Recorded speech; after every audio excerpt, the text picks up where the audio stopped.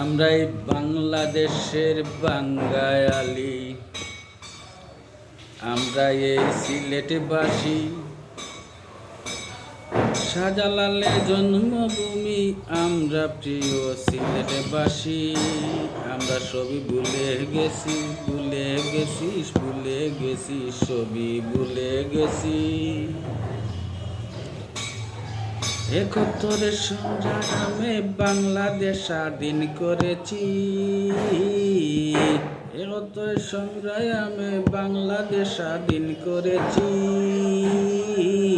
ভুলে গেছি, ভুলে গেছি, আমরা সবই ভুলে গেছি। এই ভুলে গেছি, ভুলে গেছি, আমরা সবই ভুলে গেছি। আমরা যেই বাঙালি, আমরা যেই সিলেটবাসী, ভুলে গেছি, ভুলে গেছি, সবই ভুলে গেছি। এই বাংলাদেশ স্বাধীন হলো কি ভাবে কি, আমরা যে ভুলে গেছি, ভুলে গেছি, ভুলে গেছি, সবই ভুলে গেছি।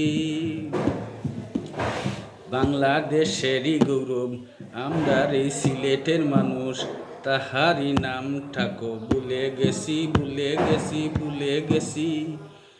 তাহারি নামটা কর্নেল আতাউল গনি উসমানী, আমরা ভুলে গেছি, ভুলে গেছি, ভুলে গেছি।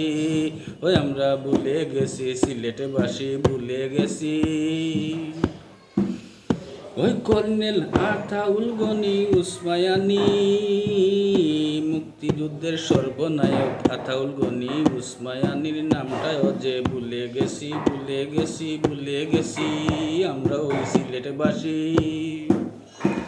ওই আমরা ওই সিলেটবাসী, উসমানীর নামখানও ভুলে গেছি। ওই আমরা ওই সিলেটবাসী, উসমানীর নামটাও যে ভুলে গেছি।